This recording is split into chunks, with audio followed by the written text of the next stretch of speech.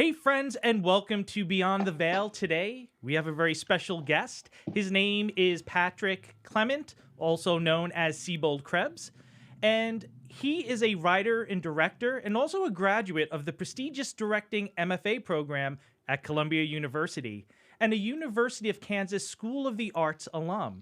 He is an NBR Student Grant winner, a Zaki Gordon Excellence in Screenwriting Award recipient, a Blacklist Feature Lab and Gotham Week alum, and a Catwalk Residency Fellow. His semi-autobiographical screenplay, New Hampshire Boy, about queer homeless punks on the streets of Boston is a top 1% screenplay on Blacklist.com. His debut feature, Bury Me When I'm Dead, a supernatural drama film starring Devon Terrell, Charlotte Hope, and Makenzie Leigh, was acquired by Vertical Entertainment and released in fall 2025. Patrick, it's such a pleasure to have you on the show today. Friends, thank you so much for having me. So let's dive right into the film. How did you balance the tension of the atmosphere, yet also try to keep the dialogue true? Yeah, it's a great question, Henry. So I think, and Tatiana obviously has seen my work and we work together, and I think that short film that we made, Through the White Gate, was a little bit of a test for me about things that I really found interesting and exciting about performance and writing. Obviously, like, my degree focused a lot on writing, and I think one of the good things about that program is they really encourage you to find your own voice, and not in a platitude, but in a genuine way, which is what are the things that you find very interesting and exciting about writing for characters, and then also how you're going to implement that as a director. So for me, I love Bresson, and I really like minimalism when it comes to dialogue. I'm not a big dialogue person, and I tend to gravitate towards characters that don't express themselves. I think contemporary performance is really about performing every beat of everything. Movies are made for second screening, right? So Netflix is basically like, can you understand what's happening while you're scrolling on your phone? Which is why, you watch a show and it's sort of like, we got to go to west of town and pick up the car.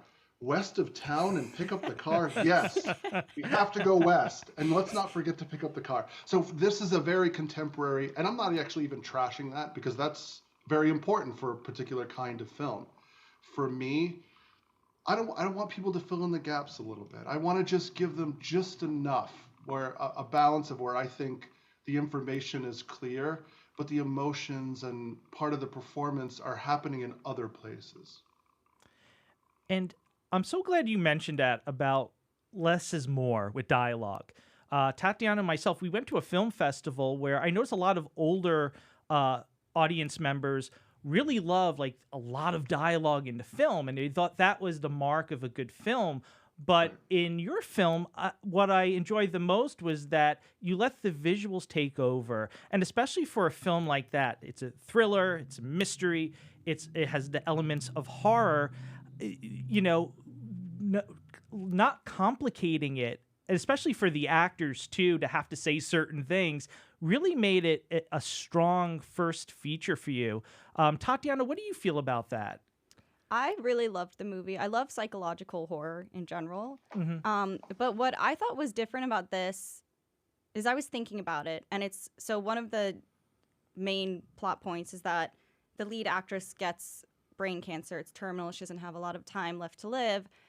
But, there's a lot of cancer movies, but there's not a lot of horror cancer movies. Like, I don't know if that sounds horrible. Do you know what I mean, though? I was thinking of, like, The Fault in Our Stars and, like, movies like that, where it's kind of, like, there's a romance element in this movie, but it's also, like, a lot more disturbing when you add in that horror element and all the other things that were happening, especially how it ends. End of life is a very interesting thing to me. So, because this shouldn't sound strange, it might. I kind of have been thinking about my death often, like my entire life. It's like a thing that I constantly think about, like, not obsessed about. Not that I want to die, right? I want to make that very clear. So don't call the police. I'm doing fine. But the idea of death is very interesting to me, and I think I've never had any fear around it.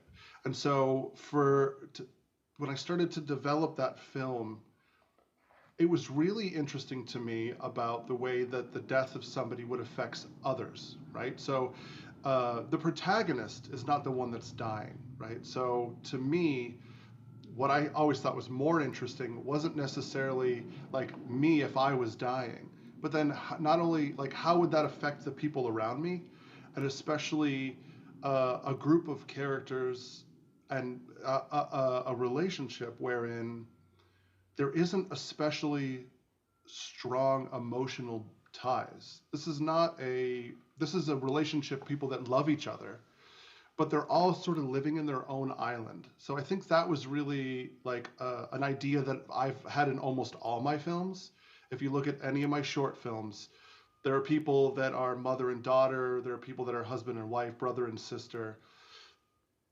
They're connected through their relationships, but they're all living very separate lives. And so what happens then when one character is terminally ill and makes a decision that immediately affects their partner, and then how that decision can branch out into this tree system wherein decisions are being made that are all affecting each other, of people that ultimately aren't especially emotionally connected to one another. So that was the basis. And then you're starting to build a story, and how is that going to work? And cancer is a thing. Brain cancer is a thing. It's it can happen. In fact, a very close friend of mine from childhood, literally 2 months ago, had a grand mal seizure, and they found a brain tumor, and they have a very short time to live now. So this is a real thing, even though it was fictionalized in the movie. And I've also always found the idea of like choosing end of life as a concept. I think this is a thing where people should be allowed to decide how it happens. And so all those ideas are swirling around, and then you sort of break it out into an 3-act structure, an 8-sequence structure, and then it just seemed to make sense. If I may, what I thought was so interesting with Henry Samsa, that character, and Charlotte's character, it seemed like once she got the diagnosis, for some reason, she seemed to be more alive than the other characters. She already accepted it. She already had a plan. And in her death, she was going to be living because she wanted to be buried and grow as a tree and be like Mother Earth. And I felt like the other characters were mourning more than she did. And I just found that so intriguing.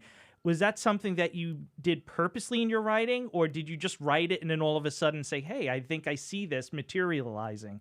Yeah, the idea of a character who's dying suddenly becoming like a victim of that circumstance has always annoyed me. It's always been a trope that I think, and if you can step back and look at the way the characters behave in the film, which again, at a writing process got me very excited, which is the person who's dying becomes very active. Henry is a passive protagonist.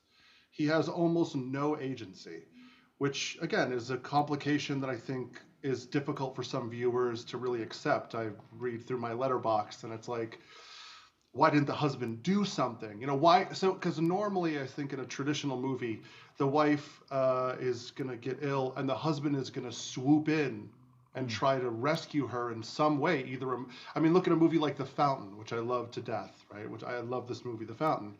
This is what happens. This is basically about a man who is actively trying to save his wife from her death.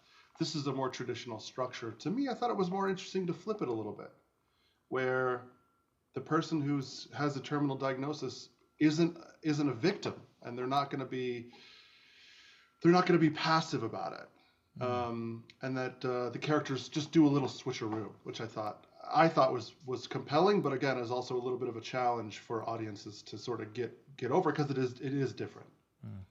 That's interesting, because I actually didn't think of that when I was watching it. Like, I felt like he was doing something, because he was honoring her dying wishes and just kind of, I guess if you don't have a lot of time, you want to make the most of your time. And I love that scene on the porch where like he comes out with the tea and then she's like, I've known all along. We shouldn't keep things from each other, considering no point in secrets anymore.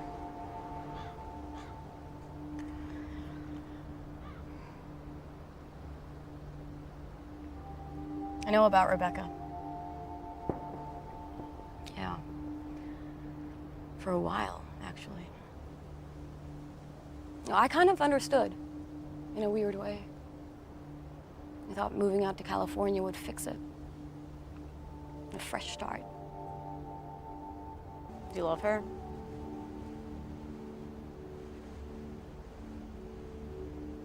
You can tell me.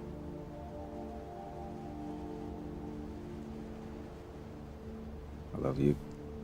Because first of all, I think that's such a good way to write women because it's true. Like women always know. And just because they're not bringing it up doesn't mean they don't know. Right. And then the other thing is like she's dying. Like at this point, like she had been ignoring it all along. And now she's like, I'm just going to put that out in the air. And then I want us to enjoy our time together because I don't have that much left.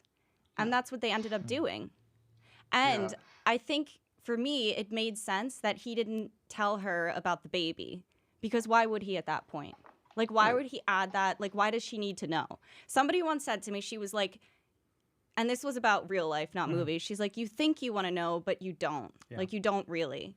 Yeah. And I think that's what that is for me. Like, that part of the movie is like, why would she know at this point? Like, why would she need to know all of that? She already knows about the affair. They're enjoying their time together. It made sense to me. Yeah. Thank you. And again, yes, it's not that I mean, I've always, when I was writing the film, I mean, this is a long process to make a feature, especially one that costs some money and there's acting. So you're constantly reevaluating things, and I'm always trying to make it feel real. So I think I'm really happy that you could pick up on that particular scene, because there was a discussion about whether that scene should have been cut in the edit, because some people felt like it didn't really do anything. To me, it complicated Henry and then humanized Catherine. And I felt like it made her feel more like a real person. Whether or not that works for moviegoers, though, for a typical moviegoer, I think is a real question. This is the God honest truth. And even horror people who, if you ask them, they're like, oh, I love new stuff and I love different stuff. No, everybody likes the same thing. And if it's too different, so again, you have a character like Henry, okay? That scene is a beautiful scene. I think it's a great scene. The performances, whatever, the way that it's shot. Henry is just kind of sitting there like a lump. He says, I'm sorry, but it's not like he maybe in a traditional movie, he confesses to her instead of her being like, I know you've been lying to me. But isn't that what a man would really do? Like, that's what I like. It makes so much sense to me. I'm 100% with you. I'm 100% with you. And then what happens, that scene also, she resolves the scene. She basically doesn't say, I forgive you. She just says, what are you doing after breakfast? And then it's into a sex scene. So to me, that feels more like real life, which is like, of course, this is my own thing of constantly trying to undercut highly emotional scenes in my writing, because I really try to avoid them almost at all cost, because they just don't feel authentic to me. So I think it can complicate characters, but it can also complicate them for the audience.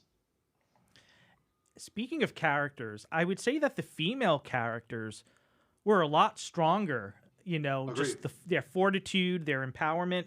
They were stronger than the male characters.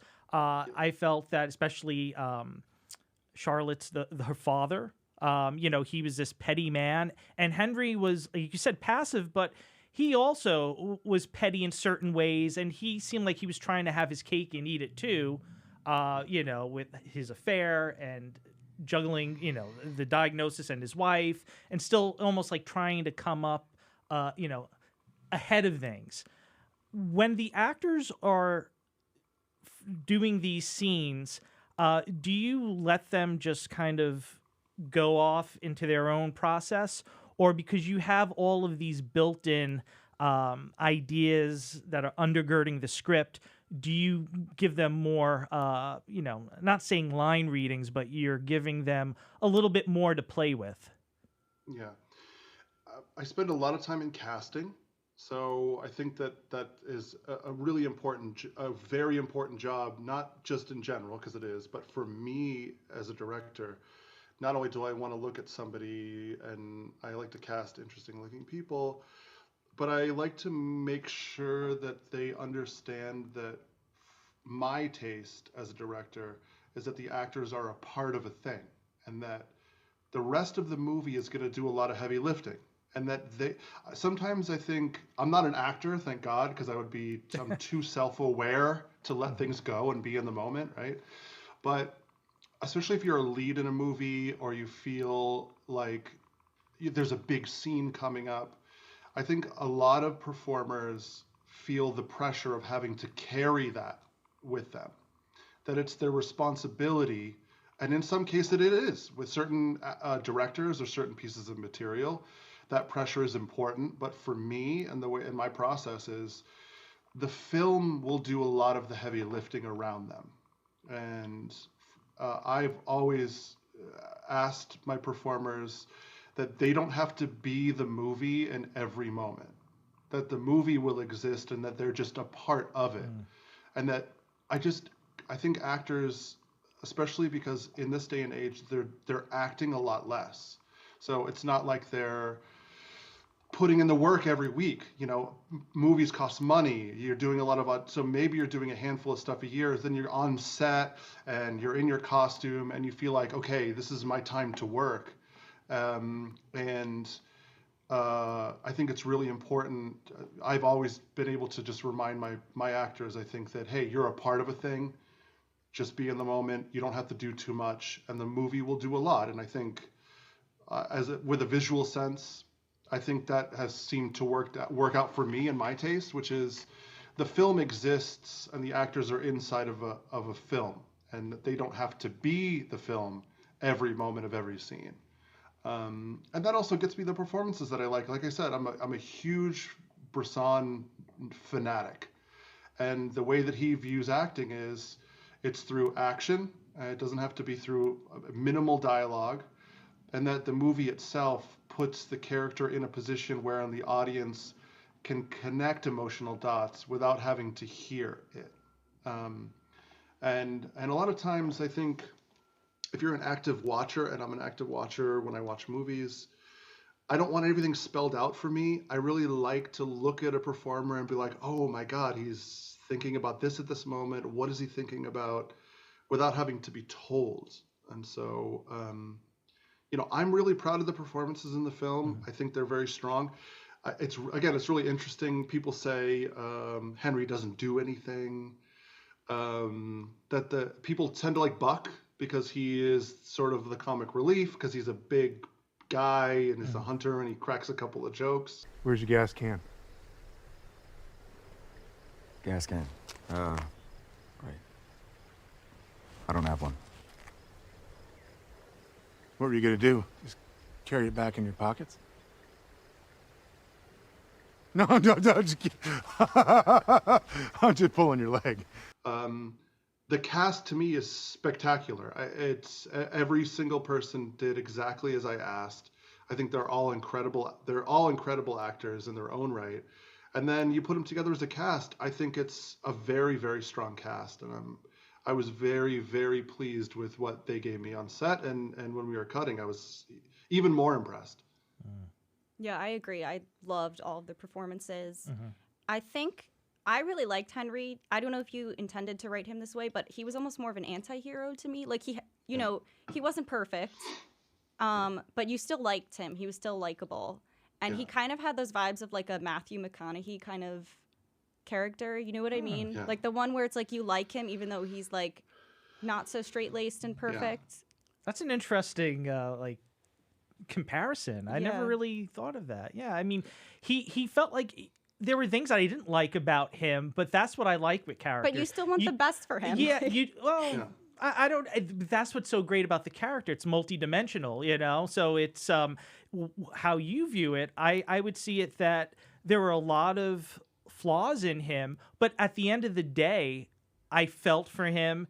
And knowing that his father-in-law never liked him. So if you're in a family, there's nothing worse than your in-laws not liking you, because that changes the whole dynamic, especially with your spouse. If she's close with her family, it creates a lot of tension. So seeing those scenes where he's getting abused, that's when I felt for him. But you know, there was the part where, you know, his wife is dying and he's still talking to his mistress, and, you know, so nobody's perfect. But at the end of the day, I did feel for him, and I wanted him to be able to escape and start a new life. And I think really the horror, and I won't say too much about it, but the horror really starts, you know, after you think maybe he has his life together, he's past certain obstacles. And then all of a sudden, that supernatural wall just hits him. So Patrick, when you're, you know, writing this script, and I go back to that because I always find the writing process so interesting, and you really encapsulate so much in it. You use the horror effectively, but didn't beat people over the head with that. Now, I know your film, you know, I think with genres, they do cross over a lot. So I wouldn't say, oh, this is just a horror film or this is just a mystery or thriller. It's all of that. So how do you, you know, reconcile the horror to this actually is very dramatic story? Yeah, I do want to I want to address one thing about Henry, which is it was one of the most exciting parts of the writing process for me, is writing a passive protagonist who, there's a saying in writing, which is that, you know, the character, when do they step off the sidewalk? You know, when do they shoot into the second act? You know, when do they have agency? You know, and to me, I was like, fuck that. I don't want him to have any agency. I want him to be Alice in Wonderland. This is which is Alice doesn't jump down the rabbit hole. She falls down it. Things happen to her. She's surrounded by this madness, and she's the one that arguably Alice is the most boring character in that book. You could almost argue. And so I really got excited about the idea of a male protagonist who was passive. At the end of the day, not a great guy. You know what I mean? Cheating on his wife, doesn't follow her last wish. And to try to humanize a character like that was very interesting to me. And it's not a character you often see in movies.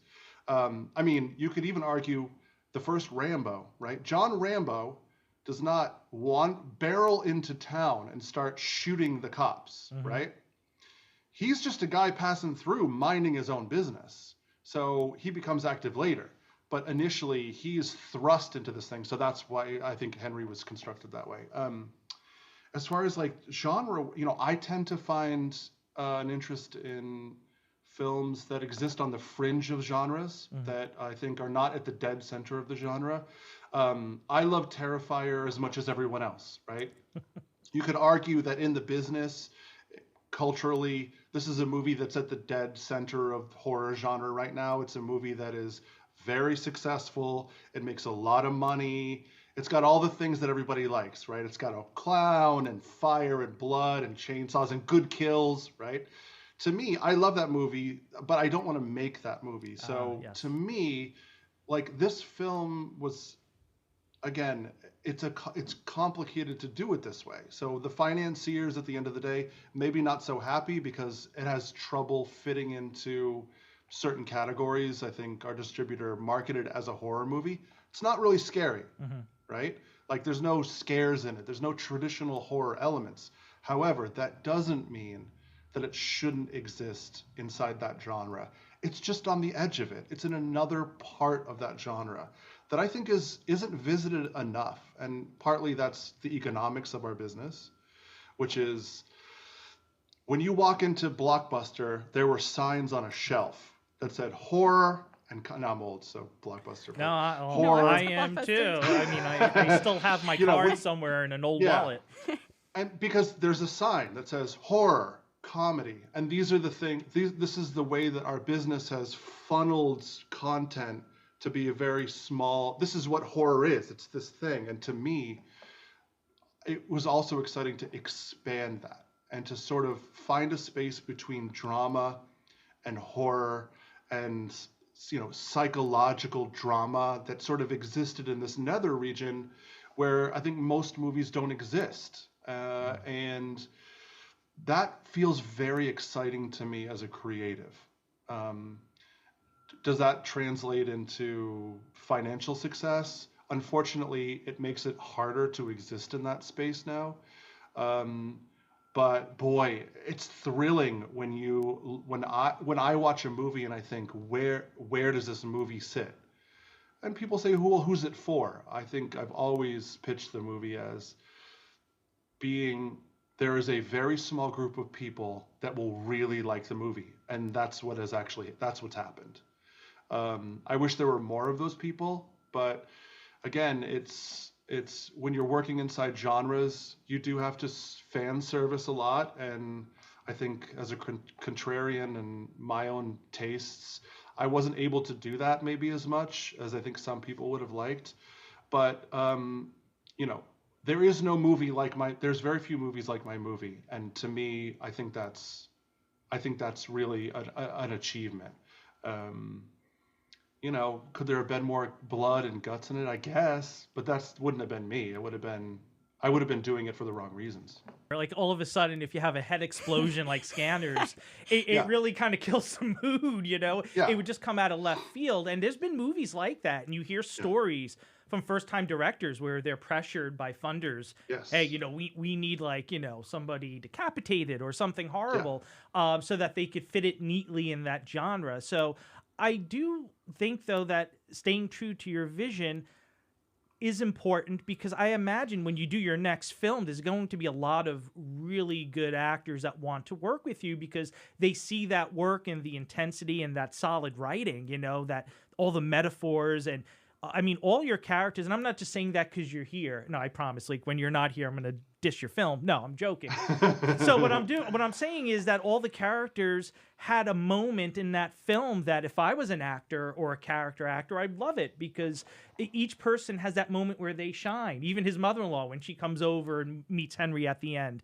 I mean, that was a great scene too, where she, you know, she had a connection with him. It was almost like 1A and 1B, obviously going through what she went through with her husband because he was strong-willed.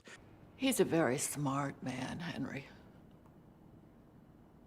He understands people. It's his gift. Though he rarely uses it to help others. I think he's a good man. But he can also be impulsive, emotional, quick to judgment. In other words, he can be very stupid. Richard, who played the dad. Henry, my boy, you f yourself over.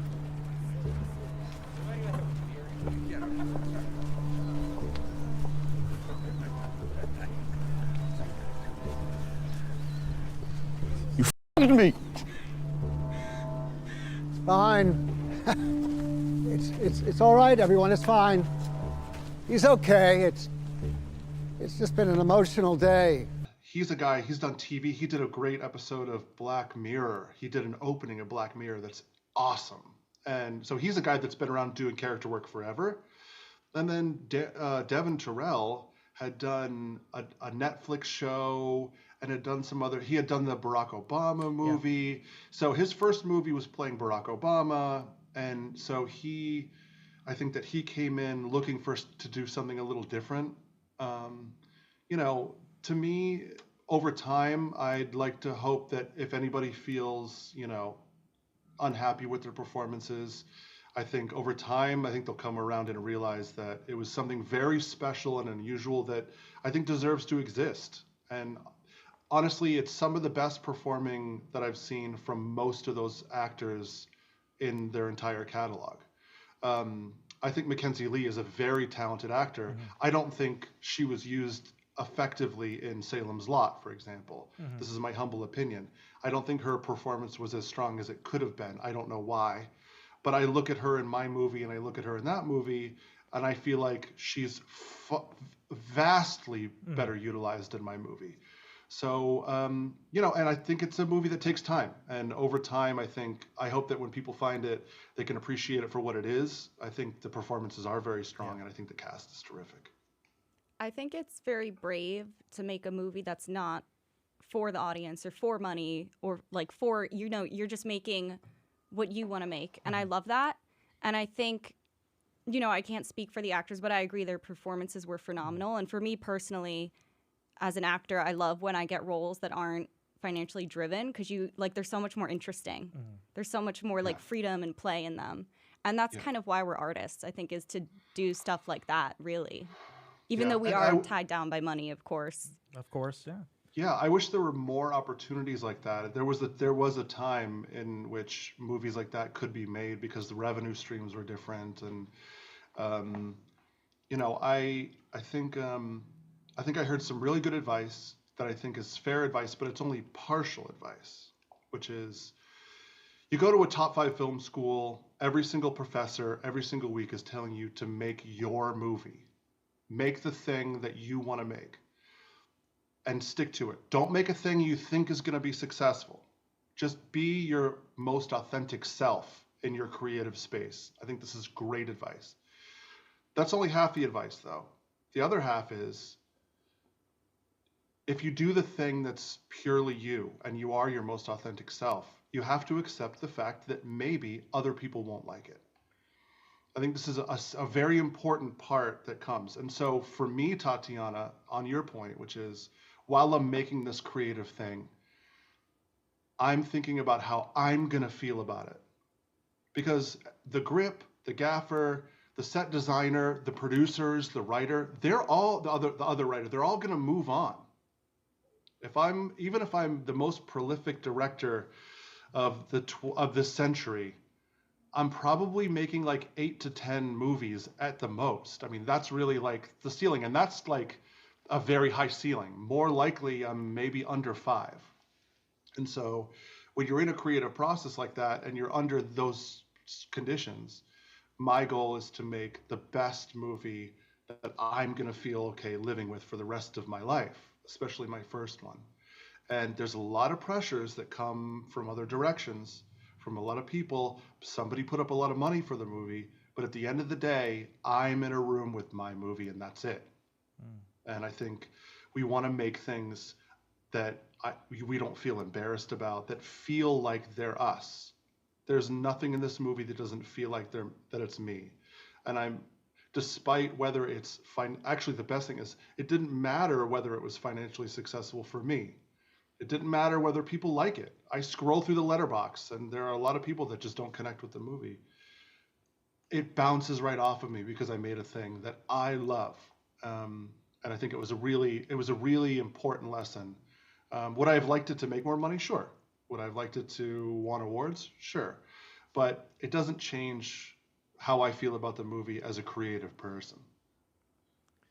I think that was so well said, and just to kind of piggyback on what you were saying, it's really about and I keep saying at the end of the day for some reason, but really at the end of the day, it's a movie that you would sit down and watch and enjoy. So that really is the success, I think, from what you're telling us as a director, as a writer. If it's something that you create and you could sit down and watch it and still see it with new eyes and enjoy the performances and enjoy the story, and it's something you're proud of, then it is a success because you don't look for success in other people's eyes. Exactly. I mean, I think that any creative person has made something not like that, or some portion of a creative thing where you like, in the moment you felt pressured and maybe you're going to make a thing. And I'm not saying don't compromise or don't be part of a team. What I mean is like a pure creative vision. And you watch it later and you're like, why did I do this? Like, why is my name on this thing? And I bet I got very lucky in that at the time, my creative team, my producing team, were very supportive of this idea. At the other end, when the money didn't come in, they felt a little different about that. But again, I can't not watch that movie and enjoy it. I just can't. I've seen it thousands of times in every single iteration, and every time I watch it, I feel so I feel so good about it.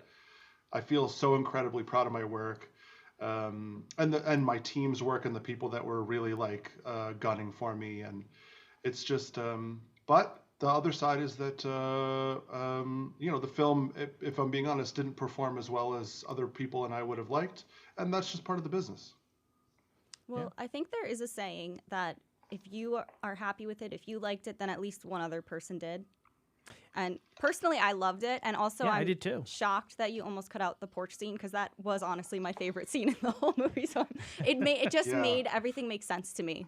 So I'm so happy you kept it. Yeah. And actually, we shot that scene twice because we shot it once and it wasn't working.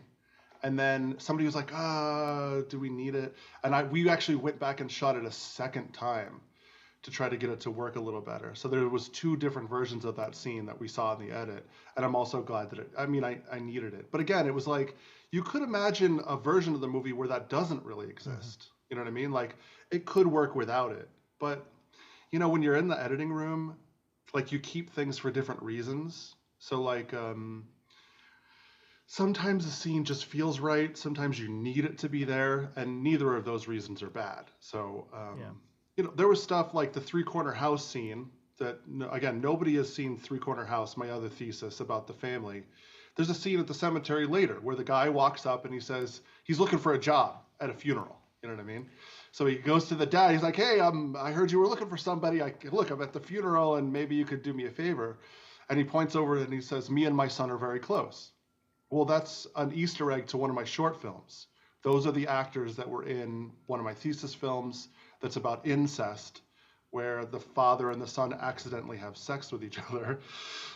Everybody wanted me to cut that scene because it was an Easter egg that only like 3 people would ever understand. I kept it in because it meant a lot to me to do that. So you're making constant choices about like, oh, does this work? And we cut some stuff that didn't work and added stuff that did. And I had a terrific editor, Brucey, who was also one of my classmates at Columbia. So that was really, really great. I love that. I love that you're building something really original. Like, I definitely see you in all of your movies. It's a very unique, very specific voice. There's nothing like it. And I think you're building towards like an auteur. How do you say it? Auteur status. Yeah, you know that word? Like where like they say auteur, like Wes Anderson is like that, where he like has like his specific style. I don't know if that's your intention, but I think that is what you're building right now. Yeah. I think we all want to be, any creative wants to be authentic. And literally the best advice you could ever give anybody is to just be who you are. So, and Tatiana, as a performer, right? Like, we know when you walk into a room, you have a thing. If you're coming in and you're being your most authentic self, whether it works for the project or not, doesn't actually matter. It's that they see you as who you are. And they see you as an authentic person, and they see you as an authentic creative person. That really matters. I know I had 74 other classmates at Columbia, and a number of them have constantly been chasing a thing that isn't them. And it's a trap. So, I made a commitment that, if I was going to be a creative person, that I was going to be who I am. And that's it. And that my interests, like, for me to carve out a little niche. Now, do I wish that more people watch my movies as much as Wes Anderson's movies? Yeah. But it's actually on brand. Stuff that I like, nobody likes. So it's actually like, I shouldn't be surprised. Like, people think Death to Smoochie is a terrible movie, okay? I love that movie. I saw it in the movie theaters. I thought Edward Norton was great in it, and Robin Williams, rest in peace. He was wonderful in it. Yeah, I think Danny DeVito is a terrific director. Nobody likes his movies. So, like, I like Panos Cosmatos, who people, I think, have started to catch on to. I saw Beyond the Black Rainbow in a movie theater with, like, 2 people in it, fell in love with him. He made Mandy. More people liked it because Nick Cage is in it. So, like, again, my tastes tend to skew away from mainstream cinema anyway. So it is kind of on brand. But I thank you, Tatiana, for the compliment. I appreciate that. I think we should all be our most authentic self whenever possible. I agree. Absolutely. That's the point of being an artist. Yes. Like, you're only going to stand out if you're yourself, because no one's like you. Yes. Bringing up Beyond the Black Rainbow made me think of one question I had, which is, I'm very curious, were there specific movies that you asked your actors to watch in preparation for this? Yeah, so I definitely, asked them to watch Pickpocket by Bresson.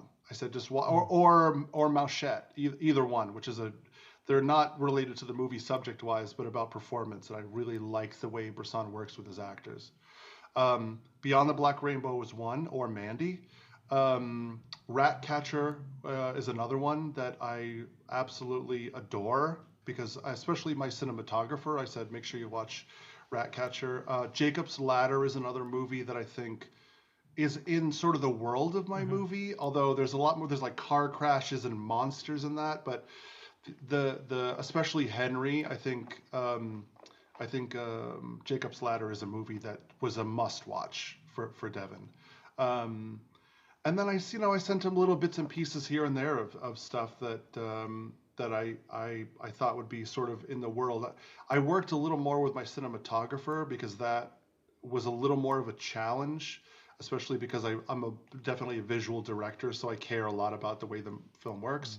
Tatiana, you were on set and you saw the way that we used the camera and wanted things to be grainy and out of focus and stuff like that. So like with this film, and you may not notice it, but like there were times when like our fingers are in front of the lens to give it like a blur, or there's glasses, or like if you watch the hospital scene at either in day or night, in the front there's like something out of focus. It's like a vent from the air system that makes this really interesting thing. So we watched a lot of stuff that was like foreground treatment and color treatment and stuff like that I found very interesting. And Panos, Beyond the Black Rainbow, is definitely a part of that. He shook the camera, he did grain, very noisy, dark stuff. So that was definitely in the watch list. Well, Patrick, as we come towards the end, are you working on any new I imagine you are, but would you like to talk about something that you're currently working on now that hopefully will be another full length? Yes. So I have a script, New Hampshire Boy, which is it's like a semi-autobiographical movie about me as a homeless teen. I would love to make that movie. I think it's been a tough pitch because it's a 90s gay punk street movie, which is not a movie that a lot of people have seen. I think it's a movie that is its own movie. So I'd like to make that. I've been writing specs. I wrote a spec called Shut Up or I'll Kill You Again, which is about a woman who kills her husband and the head comes back alive. And they sort of go through a divorce as the head starts to decay. And then she falls in love with the sheriff investigating the murder. So it's kind of a dark comedy. And then I've been working on a script which is a modern adaptation of Nothing But Trouble. I don't know if you've ever seen it. It's got Chevy Chase, Demi Moore, Dan Aykroyd. It was Dan Aykroyd's, yes, I think, first and maybe only directing job. It's a universally panned film, but I love it to death. It's basically about a rogue judge who takes law into his own hands and basically like kills criminals who get caught up in his little like rural Pennsylvania town. So I'd like to give it a little bit more of a modern shine. So I've been sort of working on a loose adaptation of that movie, which was written by Dan Aykroyd and his brother. It's an interesting movie. I remember the scene where they're eating dinner and and Dan Aykroyd the pickles, the hot dog. Yeah, but the hot dog is like this gray piece of meat, and he's going like he's.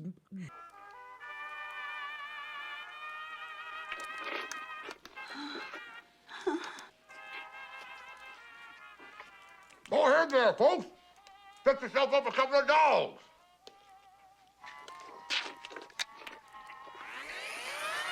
Trying to get in his mouth, and John Candy's in it too. I mean, so they had a great cast, and it's one of those films that is so weird, and it fits Chevy Chase perfectly because he always, he's not really universally liked among actors, but the way he portrayed this character, this big city guy with a bunch of these weird yokels type, I thought it was a really interesting film. So I look forward to checking that out. Yeah, it'd be cool for me to be like, okay, how do I take the wackiness out make it like my style, where everybody's like sort of distant and question, like you're not unsure of characters, sort of like, and then like throwing in like a Children of the Corn vibe, an isolation thing, and taking a little bit of the goofy sheen off of it and making it a little more of a traditional horror movie and seeing what happens. So we actually maybe covered maybe I'll get Children to of the make that Corn one. here. We did that. We did Stephen King films, so we did the original Salem's Lot, and then That was ambitious. We all picked a movie, and each movie was like 3 hours, and there were 4 of us here discussing all of them. Yeah. So next time we do that, you should definitely come on and give us your 2 cents. I'd love it. Yeah, I'd love to. Is there anything that you would like to promote to our audience? I would just say that the film is available on Prime Video. You can watch it for free. Jeffrey, my close friend, Jeffrey Bezos, has decided to put it on the internet for free. You can get it on Amazon Video for free. And then also check out the soundtrack, which was, it's an original soundtrack written by AJ, Ryan, and Corbin, who were in a band called Cantor out of Chicago. They did the soundtrack for Through the White Gate, and then I brought them on to do the soundtrack. You can get that on Spotify and Amazon Music. It's Beyond Bury Me When I'm Dead original motion picture soundtrack. It's really terrific if you like John Carpenter-esque sort of synthwave 80s music. Well, I want to thank Patrick Clement so much. Please check out his film. As he said, it's on all the streaming services. Bury Me When I'm Dead. Thank you, Patrick. It's been such a great talk, and I feel like we can go another hour or two with you, but I know time has come to an end, but we'd love to have you back if you're interested. I'd love to, and thank you again for having me, Tatiana. It was so great to see you again. It was so great seeing you.